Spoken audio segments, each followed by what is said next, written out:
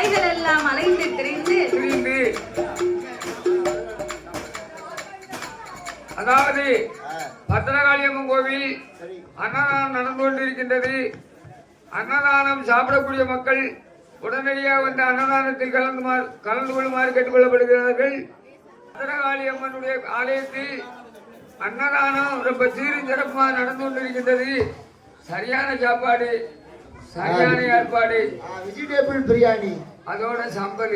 ஆமா, சம்பல் ரெண்டுக்கும் எப்படி இருக்கும்? மதியான சாப்பாடு சூப்பர். ராத்திரி சம்பல் சாப்பிட்டா வாய் நல்லா 5 வாட்டி வாங்கி சாப்பிட்டேன். அப்பா சாப்பாடு அண்ணாச்சி கை பக்கம் தவசுல அண்ணாச்சி சூப்பர் சூப்பர் சூப்பர். அப்போ கையில இருக்க மோதிரத்தை கொடுக்கலாம்ல? கையில மோதிரம் போட நினைச்சு அண்ணாச்சி பார்க்க முடியல. காலையில அவரை வர சொல்லுதேன். கலட்டி கொடுத்துருவேன். அவர் கொடுக்கத்தான் செய்வாரு. கொடுக்காருன்னா அதை பத்தி கவலைப்பட மாட்டாரு. அதனாலும் கொடுப்பாரு. 350 ரூபா கொடுத்தா வேற மோதிரம்.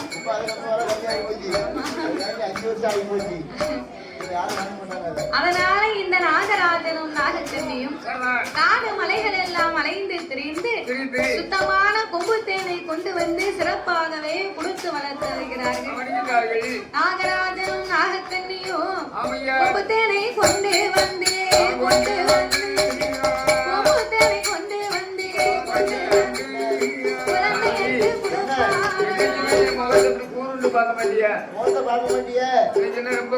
குழந்தைகளுக்கு முகத்தை பார்க்கும்போது நீ அங்கிட்ட ஏதோ கேட்க போற மாதிரி தெரியுது. இறைவா பரம்பொருளே, நீங்க நினைத்ததை போல உங்ககிட்ட ஒரு வார்த்தை கேட்கணும்னு தான் வந்து உட்கார்ந்துருக்கேன். நாளெல்லாம் நீங்க உலகம் எல்லாம் போய் படியிழந்து கைலாசத்துக்கு வாரீங்களே, இதுவரைக்கும் என்ன போல அழகு பண்ண இந்த உலகத்துல நீங்க எங்கேயாவது பார்த்தது உண்டா? கோமதியின் அழகை போல குவலயத்திலே பார்த்தது உண்டா? கண்ணன் தங்கை அழகை போல் நீங்க கலி உலகிலே பார்த்தது உண்டா இறைவா என்று பார்வதா தேவி கேட்டபோது ஆண்டவை பறக்க பறக்க முடிக்காரு. இந்த பார்வதி என்னைக்கும் இல்லாம திடீர்னு இந்த வார்த்தையை கேட்காம இல்ல ஏதோ ஒண்ணு இருக்கு. அதனால இந்த பார்வதி தான் அழகா இருக்கான்னு சொன்னா அவன் மனசுக்குள்ள ஆணவம் வந்து விடும்.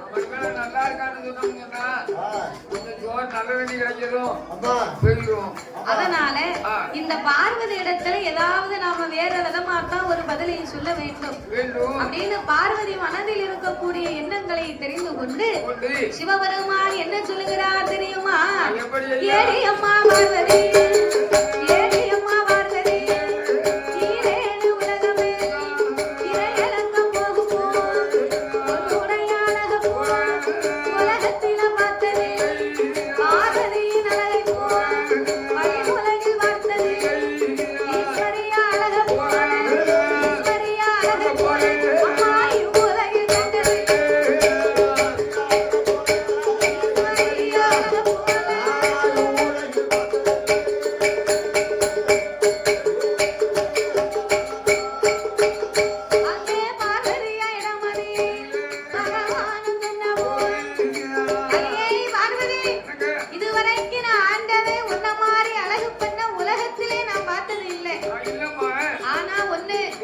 இப்போது சிலது காலமாக நாம் படியிழந்து கைலாசத்துக்கு வரும்போது நாங்களும் அந்த பட்டணத்தில் இருக்கா பாரு உன் தங்கைமார் 8 பேரும் இன்னைக்கு இருக்கக்கூடிய நிலைமைக்கு உன்னை விடவும் உன் தங்கைமார் 8 பேரும் தான் ரொம்ப அழகா இருக்கிறா பார்வதி.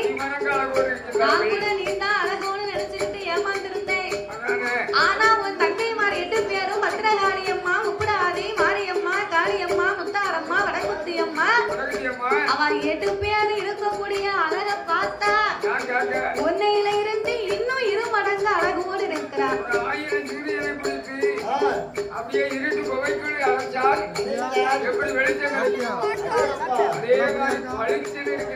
கோழி சூரியனை பிடித்த புகைக்குள் அடைத்ததை போல காரியர்கள் 8 பேரும் அவன் பத்திரகாளி அழக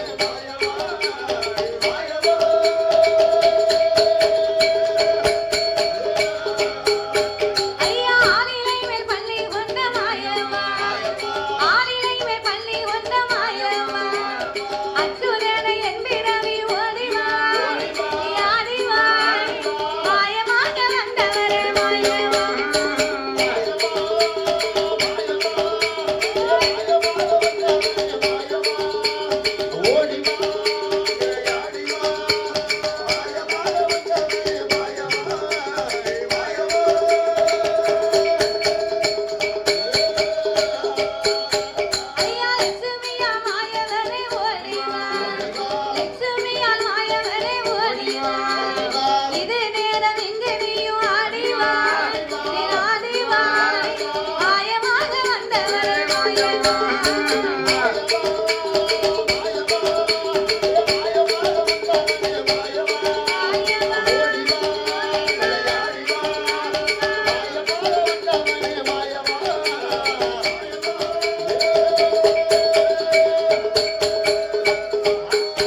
ஐயா சீதையை தமன முடித்த மாயவா சீதையை தமன முடித்த மாயவா ஸ்ரீராம கோவிந்தனை ஓடிவா நீ ஆடிவா மாயமாக வந்தவரே மாயவா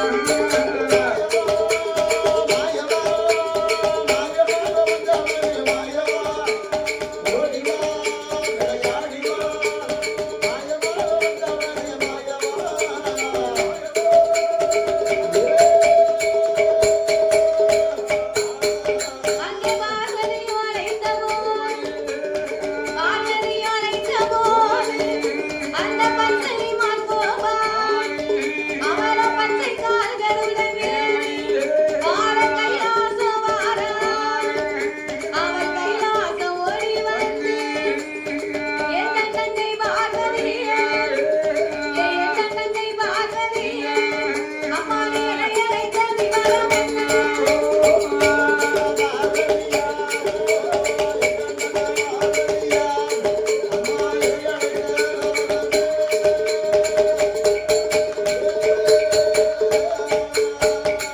தங்கையே பார்வதி ஏனம்மா என்னை அழைத்தாய் அண்ணனை அழைத்த காரணத்தை சொல்லு காரணத்தை சொல்லு. அண்ணா கோபால கண்ணா என்னம்மா? வர வர அத்தா ஆளே சரியில்லை என்ன ஆளு சரியில்லைங்க?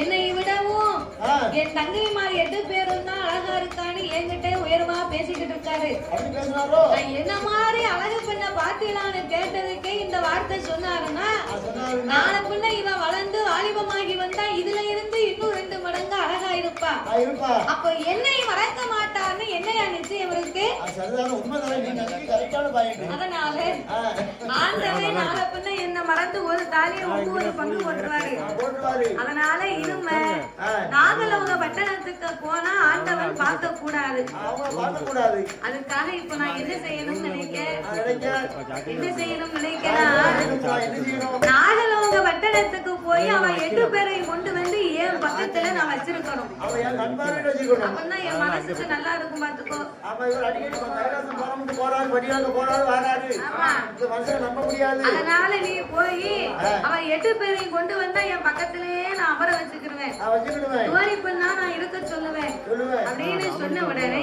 சரி. கண்ணபிரான் சொன்னார் அவன் 8 பேரையும் நான் போய் எடுப்பது எப்படியம்மா முடியும் ஏன் முடியாது? நான் போய் எடுக்கணும்னு சொன்னா அதுக்கு தகுந்தபடி முதல்ல 2 வரம் வேணும் என்ன வரம் வேணும்? 2 வரம்னா உனக்கு என்ன வரம் வேண்டுமன்னா என்ன வரம் வேணும்? பார்வதி 10 கடலையும் நான் கடந்து போகணும் குழந்தைகளையும் நான் கைலாசத்துக்கு எடுத்து வரணும் எடுத்து வரணும். அதோட நாகராஜனும் நாகக்கண்ணியும் பிள்ளையை எடுக்கும் போது என் மீது கோபப்படுவாங்க இல்லையா விட மாட்டாங்க. அவர்களிடத்தில் இருந்து என் உயிரை காப்பாற்றிக் கொள்வதற்கு கொள்வதற்கு அதுக்கு ஒரு வரம் வேணும் அதாவது என்ன வரம் வேணும்? மொத்தம் 2 வரம்னு சொன்னேனே ஆமா. மறக்கக்கூடிய படகும் நாகதாளி வேரும் எனக்கு வேணும் அந்த வேற எங்க இருக்கோ? மறக்கும் படகும் நாகதாளி வேதையும் தந்தையானா ஆமையா. நானே சென்று அதனால இந்த 2 வரத்தையும் வாங்கி கொண்டு வர வேண்டும் என்று சொல்ல ஆமா. ஆட்டு வேண்டி சம்மதித்து ஆமையா. ஆதிபராசக்தி இறைவனாகிய சிவபெருமானிடத்திலே ஓடி வந்தார் ஓடி வந்தார். இறைவா ஐயா. உங்களாலதான் என் தங்கைமாரை எடுத்துக்கொண்டு வர முடியாதுன்னு சொல்லிட்டீங்க ஆமா. அதனால சரி. எங்க அன்னை சென்று எடுத்து வருவதாக என்னிடத்திலே சொல்லி இருக்கார் நான் சொல்லியிருக்கேன். ஆனா அதுக்கு 2 வரத்தை மட்டும் நீங்க எனக்கு தரணும் அதை மட்டும் ஒரு வாரம் செய்யுங்க ஐயா. 2 வரம்னா உனக்கு என்ன வரம் வேணும் பார்வதி சொல்லம்மா. பறக்கக்கூடிய படகும் நாகதாளி வேரும் எனக்கு வேணும் இந்த 2 வரமும் வேணும் ஐயா. சரி என்கிட்ட இருக்குன்னு உன்கிட்ட சொன்னது யாரு எங்க அண்ணன் தான் சொன்னாரு. அண்ணன் சொன்னாரா அவன் கண்ணன் சொன்னாரு. அவருக்கு தெரியாம நான் கைவசமா வச்சிருந்ததே இந்த 2 வரம் தானே ஆமா. அதையும் உன்கிட்ட உண்மையை சொல்லிட்டாரா அதானே. சரி பரவாயில்லை ஆதி அந்தங்கள்லானாலும் ஆ, அதாவது மாயனுக்கு தெரியாத ஒரு காரியங்கள் எதுவுமே கிடையாது. உலகத்திலே கிடையாது. சிவனுக்கே தெரியாத காரியம் ஆமா. விஷ்ணுவுக்கு தெரியுமா? அவருக்கு தெரியும். எதனால? எதுக்காக? ஆக்க பிறந்தவன் சிவபெருமான், சிவபெருமான், அழிக்க பிறந்தவன் விஷ்ணு பெருமான். விஷ்ணு பகவான். ஆகையினால அவருக்கு தெரியாத காரியம் எதுவுமே கிடையாது. கிடையாது கிடையாது. ஆ. அதனால இந்த எம்பெருமான் என்னிடத்தில் இருப்பதாக உன்னிடத்திலே சொன்னதுனால அப்படியே பாரத போர் நடக்கும்போது அதாவது சகாதேவனிடத்துல ஆமா. ஒருத்தரா விசாரணை பண்ணிட்டு வந்தார். அவர்தான். சண்டை செய்வோமா இல்லை நாட்டை வேங்குவோமா வாங்குவோமா? இல்லை 5 பேருக்கு 5 ஊரை வேங்குவோமா வாங்குவோமா? அப்படி என்று வரிசையாக விசாரித்து வந்தார். அவர்தான்.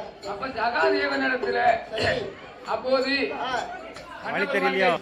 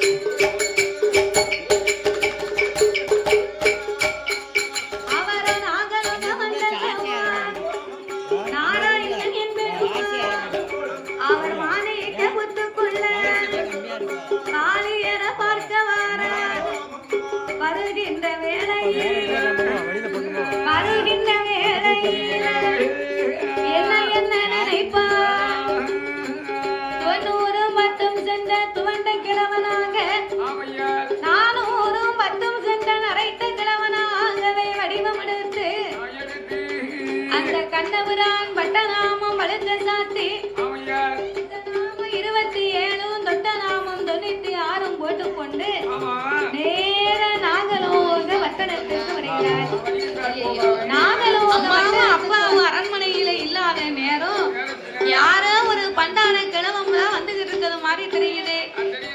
ஏ காளியம்மா, ஏ முத்தாரம்மா, ஏ முப்படாதி, ஏ காந்தாரி, ஏ வடக்குத்தி அம்மா, எல்லாரும் இங்க வாங்கடி. அந்த பண்டாரத்தை போய் யார் எவருன்னு பாப்போம். ஊருக்கு தெரியாம ஒத்தையில வாராரோ என்னமோ. அம்மாவும் அப்பாவும் கண்டா தாத்தாவை கொத்தியே கொன்றுவாங்க. அப்படி என்று என் பெருமானை கண்டு என்ன கேட்கிறாள் தெரியுமா? ஊரு என்னையா பேர சொல்லையா,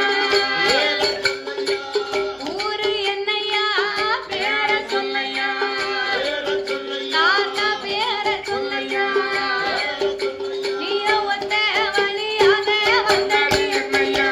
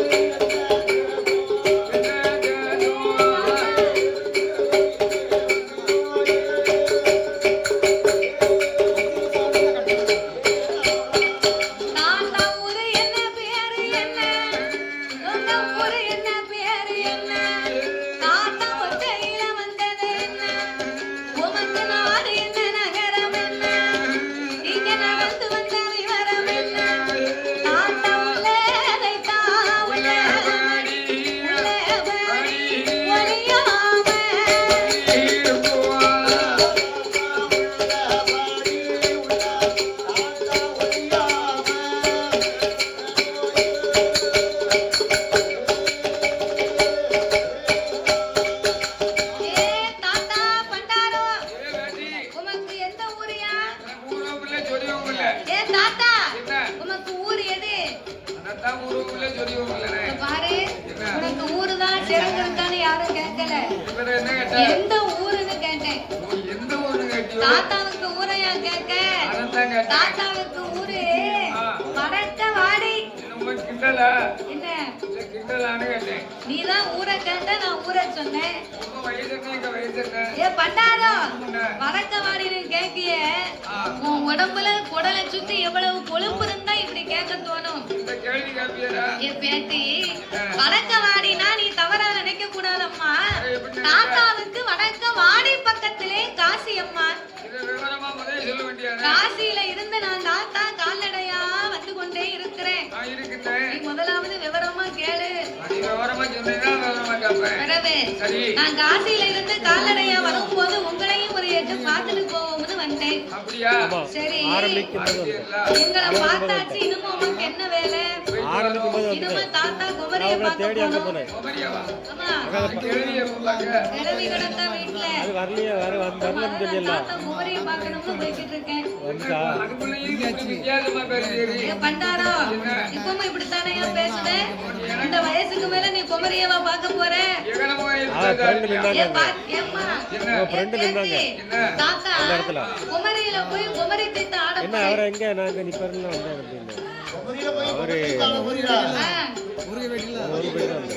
குமரி எங்க இருக்கு? கன்னியாகுமரியிலே போய் கன்னி பகவதி அம்மாவை நான் வணங்க போறேன் தாயே. விவரமா சொல்லவா? அப்படியா?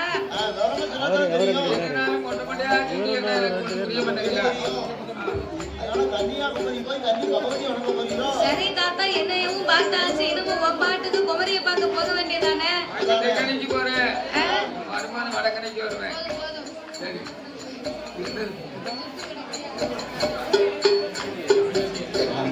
அது இங்கெல்லாம் கிடக்கு கண்ணாடியை போட்டு கொண்டு சேர்த்தியா? அது இங்கெல்லாம் கிடக்கு அரவிந்த் தான் மறுபடியும் இன்னொன்று கிடக்கு பாருங்க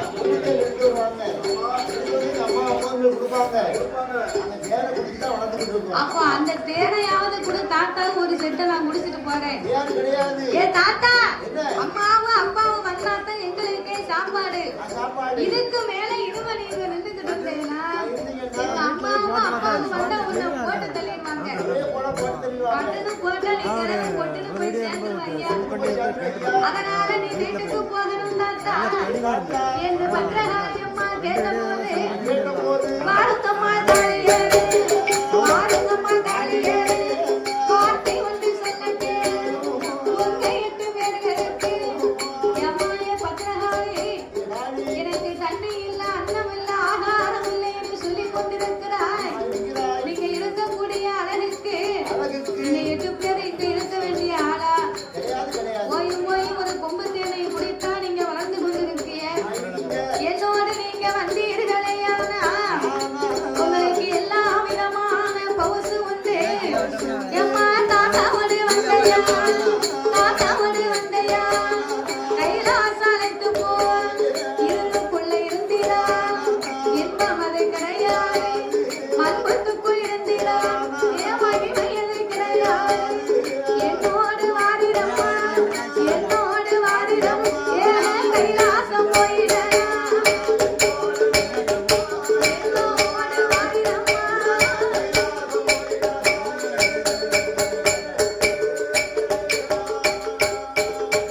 தாயே என்னோடு வாரிடம்மா கைலாசம் போயிடணும். காரியங்க 8 பேர் கண்ண விட சொன்னபோது ஏ பத்ரகாளி தாத்தா கூட வந்தேன்னா உன்னை கைலாசத்துக்கு நான் அழைத்து கொண்டு போவேன். ஏ தாத்தா கைலாசத்துக்கு அழைத்து கொண்டு போனேன்னா உனக்கு 100 வயசு இருக்கும். நீ போக வேண்டியதா? நாங்க 5-6 வயசு இருக்கக்கூடிய பிள்ளைய பார்த்து இப்படி பேசிக்கிட்டு இருக்கிய. என் பேத்தி கொஞ்சம் கூட உனக்கு விவரமே இல்லை. உண்மையிலேயே கைலாசத்துக்கு போனா உனக்கு ஒரு அக்கா இருக்கா? உங்க அக்கா மாப்பிள்ள உனக்கு என்ன வேணும்? உங்க அக்கா இருக்காரு. அவங்க 2 பேருக்கும் வருஷத்துக்கு ஒரு முறை திருக்கல்யாணம் நடக்கும். கல்யாண வீட்டுல உனக்கு என்னென்ன சாப்பாடு உண்டோ 21 வகைக்கறியும் எலுமிச்சங்காய் பச்சடியும் 40 வேண்டி ஒரு வகைக்கறி உனக்கு நாலு தங்கா பச்சடியோட தாத்தா நான் உனக்கு வேணுமுங்க சாப்பாடு தாரேன். அப்படியா? ஏ தாத்தா, 21 வழக்கறி 25 பச்சடின்னு சொல்றீங்க. 41 வழக்கறி 41 வழக்கறி 40 பச்சடின்னு சொல்றீங்க. கைலாசத்துல அதுல வந்து நக்கல் உண்டா? இந்த நக்கல் தானே வேண்டாம்னு சொல்றேன். நக்கல்லாம் தப்பா நினைக்க கூடாது. பிறகு நக்கல்னா என்ன தெரியுமா? பாயாசம். அன்னதானம் சாப்பிட்ட பிறகு கிளாஸை வச்சு உட்கார்ந்து பாயசத்தை சாப்பிட்டா ஆகாசம் வருமே. சரியா? அதுதான் பேர் நக்கல். சரி சரி. பாயாசத்துக்கு நக்கல் ஏ பேத்தி, நீ என்னென்ன பலகாரம் கேட்கிய என்னென்ன சாப்பாடு கேட்கிய அத்தனையும் உனக்கு நான் கொண்டு வந்து தாரேன். உடனே தாரேன். நீங்க 8 பேருக்கும் சம்மதம்னா இந்த பறக்கும் படகுல ஏறி உட்காருங்க உட்காருங்க. அப்படின்னு சொன்ன உடனே சரி. பத்திரகாளி அம்மா யோசித்து பார்த்தா. ஏன் கூடாது? என்ன கடவுளே தாத்தா விட்டுறாரு, போகுமா? இவ்வளவு கொஞ்சமாவது கூறுண்டா? என்ன கொடுக்காங்க? தாத்தா கூட போகணுமுங்க. இருந்து தாத்தா கூட போனா நமக்கு நல்ல சாப்பாடு கிடைக்குமடி. இங்க இருந்தா நம்ம அம்மாவும் அப்பாவும் கும்பத்தேரு தானே நமக்கு கொடுக்குறாங்க ஒரு வயசை நினைச்சா வாழ மாட்டாளா? அப்படின்னு சொல்லி 8 பேரும் பேசி முடித்தார்கள். சரி. ஆட்டு வண்டி சம்மதித்து கைலாசத்திற்கு போக வேணுமே என்று அவன் எங்கே வருகிறார் தெரியுமா? அவரும் கைலாசம் போவோம் என்று. அவரும் கைலாசம் போவோம் என்று. அந்த காரியர்கள் 8 பேர் அவன் மரக்குழல பலகதியில மரக்குழல பலகதியில அந்த பாவையர்கள்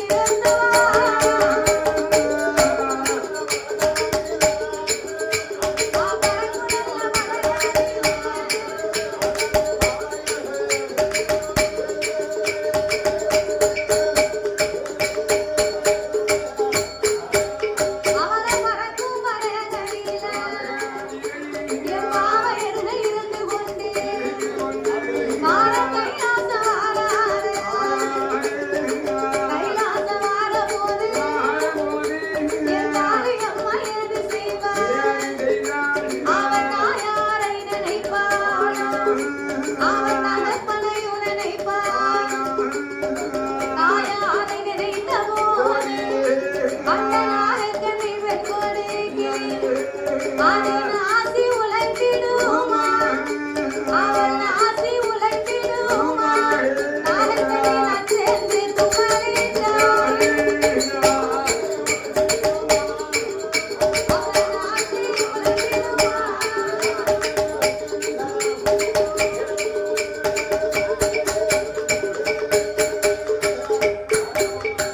பறக்கும் படகிலே உட்கார்ந்து ஆகாய மார்க்கமா படகு படகானது பறந்து வரும்போது சரி. ஐயையோ, நம்ம அம்மா அப்பாவிடத்திலே ஒரு வார்த்தை கூட சொல்லாமதான் நம்ம புறப்பட்டு வந்து விட்டோம் அப்படின்னு தாயாகப்பட்ட நாகக்கண்ணியை நினைத்த உடனே சரி. நாகக்கண்ணிக்கு நாசி விளைந்தது நச்சுன தும்மல். ஆச்சி அம்மா. அவன் நச்சுன தும்மலிட்ட உடனே அப்பந்தான் நாகக்கண்ணி நினைக்க ஐயையோ, ஐயையோ. நம்ம பிள்ளைகளை பார்க்காம ஆமா. வந்ததுனால நம்ம பிள்ளைக்கு ஏதாவது ஆபத்து எதுவும் வந்து விட்டதா? இருக்குமா? உடனே சென்று நான் அவளை குழந்தையை காண வேண்டும் என்று வேண்டும் என்று. ஓட்டமும் வரும் நடையுமா ஓடி வராங்க நாகலோக பட்டணத்துக்கு. ஆஹா. அப்ப ஓட்டமும் வரும் நடையுமா ஓடி வந்து பார்க்க அதாவது சோத்தா மூக்கு வளர்ந்துச்சுன்னா யாரும் நினைச்சா இல்லையா, வலது பக்கம். வலது மூக்கு வலது மூக்கு வளர்ந்துச்சுன்னா யாரோ நம்ம நினைக்காங்கன்னு அர்த்தம். அதே மாதிரி இடது மூக்கு வளர்ந்துச்சுன்னா நம்ம யாரோ பேசுறாங்கன்னு அர்த்தம். இப்ப நேரத்துக்கு வலது மூக்கு வளர்ந்துக்கிட்டே இருக்கு. ஏன் வலதுன்னு கேட்கணும்? என் குழந்தைய என்ன நினைச்சுக்கிட்டே இருக்கா? வீட்டுக்காரர் நினைக்க வழி இல்லை, குழந்தைய நினைக்கிறா. குழந்தைய நினைச்சுக்கிட்டு இருக்கா? ஏன் குழந்தைய நினைக்கான்னு கேட்கணும். இருக்கு. நான் வரும்போது வீட்டுக்கு வரும்போது என்கிட்ட பைசா கிடையாது. அவன்கிட்ட 500 ரூபாய் கடன் வாங்கிட்டு வந்தேன். அப்படியா?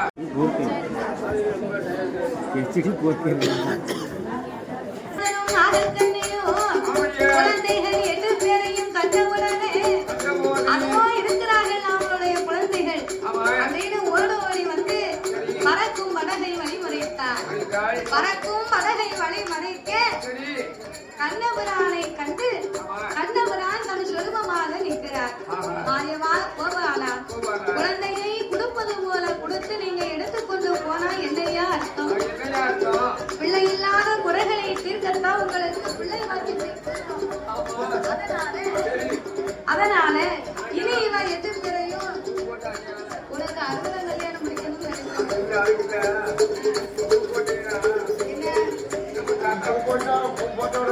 பூ போடுறதுக்கு ரொம்ப நாள் இருக்கு.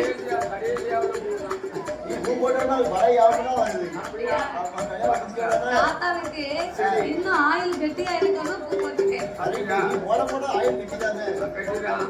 அதனால இந்த நாகராஜனும் நாகக்கண்ணையும் இனி உங்களால் 8 குழந்தைகளையுமே வளர்க்க முடியாது. நான் கைலாசத்துக்கு எடுத்துக்கொண்டு போறேன். மகுடாசுரனை வதை முடிக்கத்தான் இந்த மாகாளியை நாங்க பிறகு பண்ணியிருக்கோம் அப்படின்னு நாகராஜனுக்கும் நாகக்கண்ணைக்கும் மோட்சத்தை கொடுத்து விட்டு அவரோ கைலாச மலையடியில அந்த கடவுளோட இடமடியில அந்த காளியரை கொண்டு வந்து பார்வதியிடம் கொடுப்பாரா. அப்ப பார்த்தாரே இந்த பார்வதியா இவ 8 பேர் இருக்கக்கூடிய அழகை பார்த்தா சந்தன மகாமுனிவர் இடத்திலே ஒப்படைக்க 16 வயது வரைக்கும் அம்மா பத்ரகாளி பக்குவமாய் அங்கு வளர்ந்து வந்தார். சந்தன மகாமுனிவர் சீரோடும் சிறப்போடும் தாய்க்கு தாயா தகப்பனுக்கு தகப்பனா வளர்ந்து வந்தார். ஒரு காலத்துல வளர்ந்து அம்மா அப்பாவை கேட்டாலும் நீங்க உண்மையை சொல்லக்கூடாது என்று ஒப்படைத்தார். அப்படி 16 வயதிலே பக்குவதை பண்ணாங்க தாய் தகப்பனை யாரென்று சந்தன மகாமுனிவர் இடத்திலே கேட்டார். தாயே உங்களை வளர்க்க சொன்னது உங்க அண்ணன் தான். வளர்க்கத்தான் சொன்னாரே தவிர உங்க வாழ்க்கையின் வளர்ப்பத்தை எங்கிட்ட சொல்லல. அதனால நீங்க சிவனை எண்ணி யாகத்தை வளர்க்க ஆரம்பிங்க. அவரே வந்து உங்களுக்கு விடை கொடுப்பார் அப்படின்னு பத்ரகாளி இடத்திலே சொல்ல அவள் அட்டகாளி 8 பேரும் அக்னி யாகத்தை வளர்க்க வேண்டும் என்று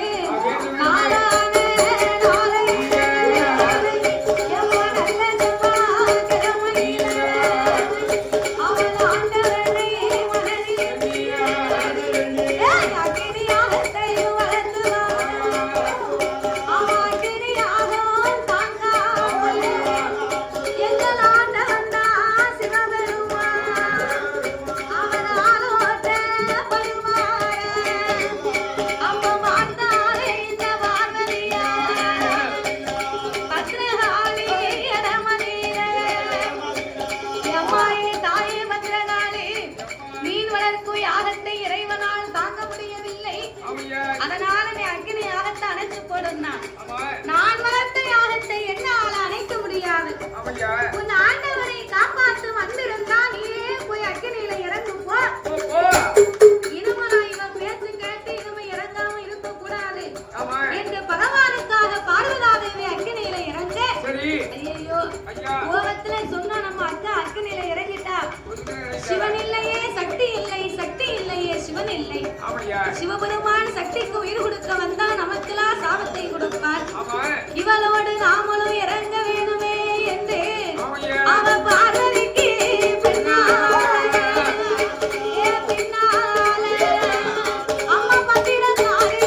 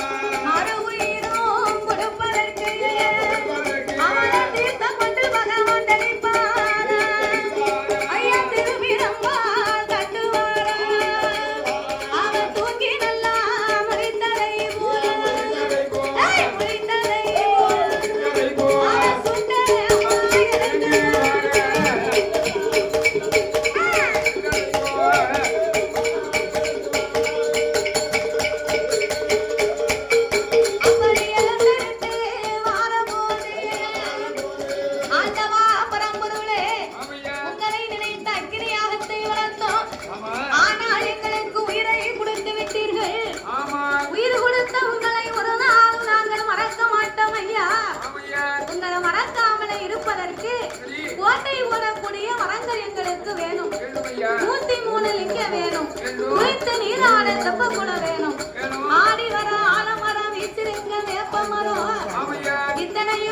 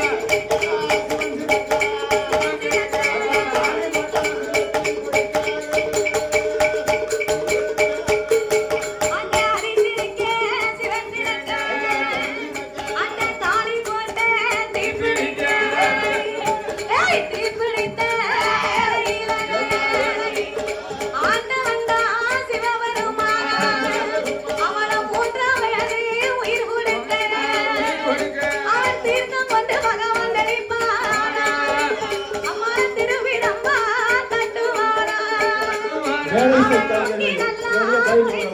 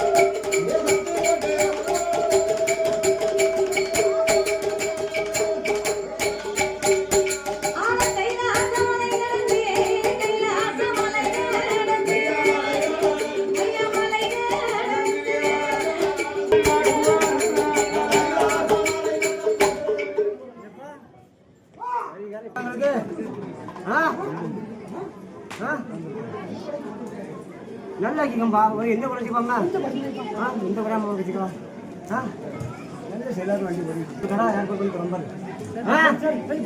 கொஞ்சம் பாடுமா